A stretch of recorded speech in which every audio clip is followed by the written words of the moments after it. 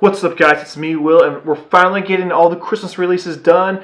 And I checked out Why Him, starring Bryan, Cranston, and James Franco, and I'm about to tell you about it here on the Will West Show. Knock, knock, open up the door. It's Will.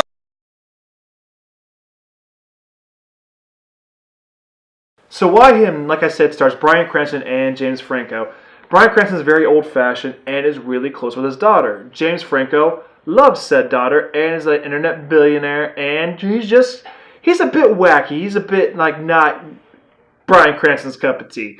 And I gotta say, this movie actually surprised me. Out of all the stuff I watched during the Christmas break, I had the most laughs and the most fun with this. But anyway, James Franco wants to get the blessing of Bryan Cranston so he can marry his daughter. He says no. He's like, hey, give me the holiday weekend, and I'll be calling you Dad. Blah blah blah. And it actually was pretty funny. James Franco, as we all know, has a comedy background. Pineapple Express, This Is the End. Hilarious guy. Freaks and Geeks even back in the day, to use an older example. And Bryan Cranston also has a comedic background as well. My main thing I knew him from back in the day was Malcolm in the Middle. In fact, when I saw him in Breaking Bad, I was like, is this a comedy? What's going on here? And then I watched it. I'm like, holy shit, this dude can act like that? Holy crap. I didn't even know he did voices in Power Rangers back in the day. Bryan Cranston is he's a chameleon. He is the one who knocks. He is that good of an actor. And he actually brings a lot of fun and good, heartwarming moments in this movie. We also have Megan Mullally, that's Nick Offerman's wife, and also Tammy 2 from Parks and Rec. And I forget her name in Will and Grace, but she was in that as well. And she has some of the more subdued, funny lines. It's definitely her type of humor. And I'm like, yeah, she's a bit feisty. That's Megan Mullally's style. I like it. Like I said, this movie actually is pretty good. There's a lot of good, funny moments. And if you guys saw I Love You, Man, it kind of has a few similar beats. There's a few moments you can tell, the guy who directed I Love You, Man directed this. And I'm just like, wow, there's a few little surprises here and there. I'm going oh my god, that's so nuts. And there's just a lot of funny jokes. I gotta say, out of all the holiday movies, this surprised me the most. So we're just gonna go ahead and rate this bad boy, because you know how this movie's gonna go. There's a big misunderstanding. I don't like this guy. I gotta find any reason I can to not get him to marry my daughter.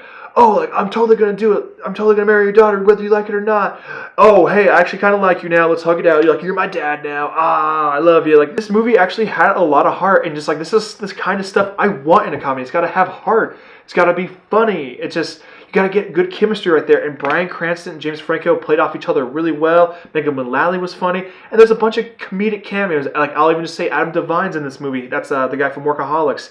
He was hilarious in this, in the part he showed up. And there's a lot of familiar faces you'll see. Key, I believe. Keegan-Michael Key was in this too. He was the little butler, little manservant helping out James Franco. And I'm just oh my god, he was great as well. Just all kinds of craziness here. But we're going to go ahead and rate this movie. I'm going to give it a 4 out of 5. It had heart. It made me laugh.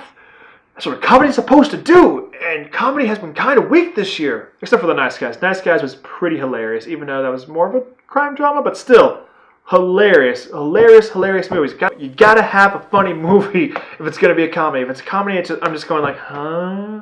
Or I'm kind of bored, or I'm not laughing. You're not doing your job. And Why Him did its job, so it gets a 4 out of 5. But what do you guys think? Let me know in the comments below. And what is your favorite James Franco or Bryan Cranston performance? Let me know in the comments below. And as always, guys, when there's a will, there's a way. Thanks for watching.